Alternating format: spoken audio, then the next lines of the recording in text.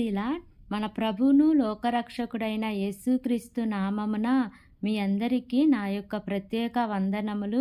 ఈ ఉదయకాల సమయమున దేవుడు మనకిస్తున్నటువంటి వాగ్దానమును చదువుకుందాం. యెరెమీయా గ్రంథము 32వ అధ్యాయము 27వ వచనము. నేను యెహోవాను, సర్వశరీరులకు దేవుడను, నాకు అసాధ్యమైనదేదైనా నుండునా. ఆమేన్. దేవునికే మహిమ కలుగును గాక. ఈ ఉదయకాల సమయంలో దేవాతి దేవుడు ఈ యొక్క వాగ్దానము ద్వారా మనందరితో మాట్లాడుతూ ఉన్నారు. ఈ యొక్క వాక్యమును మనం జ్ఞాపకం చేసుకుంటే ఇక్కడ ప్రభువారు అంటున్నారు, నేను యెహోవాను, సర్వశరీరులకు దేవుడను, నాకు అసాధ్యమైనది ఏదైనా ఉన్నదా అని దేవుడు అంటున్నారు. మరి ఈ లోకంలో దేవునికి అసాధ్యమైనది ఏదీ కూడా లేదు. మనందరికీ దేవుడు ఆయన సర్వశరీరులకు దేవుడు. ఈ భూమి మీద ఉన్న మానవాళ్ళందరికీ దేవుడై ఉన్నారు. మరి నీవు నమ్ము, దేవునికి అసాధ్యమైనది ఏదీ కూడా లేదు. శారా దగ్గరకు వెళ్ళినప్పుడు శారా నవ్వుతూ ఉన్నప్పుడు దేవుడు అంటున్నారు, శారా నవ్వనేలా, యెహోవాకు అసాధ్యమైనది ఏదైనా ఉన్నదా అని ప్రభువారు అంటున్నారు. నీకు సాధ్యము కాదు కానీ దేవునికి సమస్తము సాధ్యమే. మరి మానవులుగా ఉంటున్న మనకు ఏదీ కూడా సాధ్యం కాదు. ఏదైనా చేయాలి అనుకొని దానిని చేయలేని స్థితి ఎన్నో ఉండొచ్చు. నీవు ఏదైనా పనిని ప్రారంభించి దానిని చేయలేక ఆగిపోయి ఉండొచ్చు. నీ జీవితంలో ఎన్నో కార్యములు ఆగిపోయి ఉన్నాయేమో కానీ దేవుడు ప్రారంభిస్తే నీ జీవితంలో దేవుని హస్తము నీకు తోడుగా ఉంటే వాటన్నిటినీ దేవుడు ఈ దినమున కదిలించబోతూ ఉన్నారు. నీకు అసాధ్యమైన వాటిని దేవుడు సాధ్యము చేసి నీకు తోడై ఉండి, నీకు తండ్రిగా ఉండి, నీకు నాయకుడిగా ఉండి, నీకు కాపరిగా ఉండి, ఆయన నీకు దేవుడుగా ఉండి ముందు నడిస్తే నీ జీవితంలో తప్పకుండా ఆయన అసాధ్యమైన కార్యములను సాధ్యపరచగలడు. నీకు అసాధ్యములే కానీ దేవాతి దేవునికి సమస్తము సాధ్యమే. ఆయన నీకు సహాయం చేస్తారు. నీ బంధువులు కానీ, నీ కుటుంబీకులు కానీ, నీ రక్త సంబంధికులు కానీ నీకు ఎవ్వరు సహాయం చేయటం లేదని నీవు ఆలోచన కలిగి ఉన్నావా? నీవు ఎవరిపై నీ దృష్టి పెట్టొద్దు కానీ ఆ దేవాతి దేవునిపై నీవు దృష్టి పెట్టు. ఆయనే నీకు దేవుడై ఉన్నారు.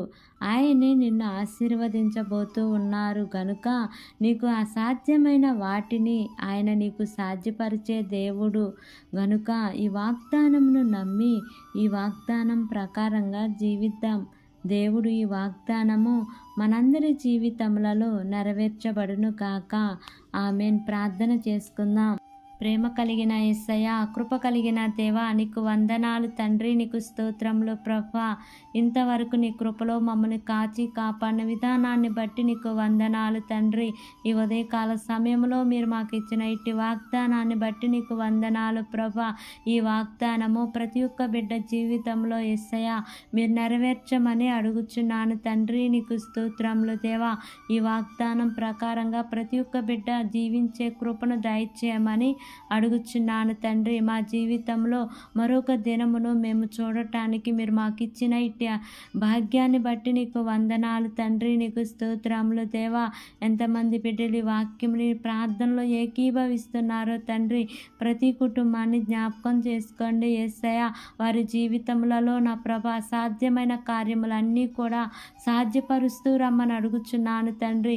అయా మీరు వారికి తండ్రిగా ఉంటూ, నాయకుడిగా ఉంటూ, కాపరిగా ఉంటూ, మీరు వారికి దేవుడుగా ఉంటూ, అన్ని విషయాల్లో నీ ప్రియ బిడ్డలకు తోడుగా ఉంటూ, వారికి సహాయకుడుగా ఉంటూ నాయన నడిపిస్తూ రమ్మని మిమ్మల్ని వేడుకుంటున్నాను ప్రభా. ఈ ఉదయకాల సమయంలో యేసయ్య బలహీనంగా ఉన్న ప్రతి బిడ్డను జ్ఞాపకం చేసుకోండి యేసయ్య. మీరే వారికి మంచి ఆరోగ్యాలను మీరు అనుగ్రహించండి తండ్రి. నీకు స్తోత్రములు దేవా. పరిపూర్ణ స్వస్థతను మీరు వారికి అనుగ్రహించమని అడుగుచున్నాను తండ్రి. చదువుకుంటున్న బిడ్డను జ్ఞాపకం చేసుకోండి అయ్యా. నీ జ్ఞానంతో వారిని నింపండి యేసయ్య. మంచి జ్ఞాపశక్తిని మీరు వారికి అనుగ్రహించండి ప్రభువా. ఎగ్జామ్స్ రాయబోచున్న బిడ్డలను కూడా జ్ఞాపకం చేసుకోండి అయ్యా. మంచి రిజల్ట్ని ఇవ్వమని అడుగుచున్నాను తండ్రి. ఉద్యోగాల కోసం ఎదురు చూస్తున్న బిడ్డలను జ్ఞాపకం చేసుకోండి అయ్యా. వారి యొక్క చదువుకు తగినట్లుగా వారి ఉద్యోగము పొందుకుంటానికి కృప చూపించమని నిన్ను వేడుకుంటున్నాను ప్రభువా. కోర్టు కేసులతో బాధపడుతున్న వారిని జ్ఞాపకం చేసుకోండి అయ్యా. ఆ కేసులన్నీ కూడా సకాలంలో కొట్టివేయబట్టానికి కృప చూపించమని అడుగుచున్నాను తండ్రి. నీకు స్తోత్రంలో ప్రభువా. ఆర్థిక సమస్యలతో బాధపడుతున్న వారిని జ్ఞాపకం చేసుకోండి అయ్యా. ఆ సమస్యలన్నీ కూడా మీరు కొట్టివేయండి యేసయ్యా. నీకు స్తోత్రములయ్యా. గర్భవతులుగా ఉన్న బిడ్డలను జ్ఞాపకం చేసుకోండి యేసయ్యా. సుఖమైన ప్రసవాన్ని మీరు వారికి అనుగ్రహించండి ప్రభువా. ప్రసవించిన తల్లి బిడ్డలను జ్ఞాపకం చేసుకోండి అయ్యా. ఇరువురికి మంచి ఆరోగ్యాలను మీరు దయచేయండి ప్రభువా.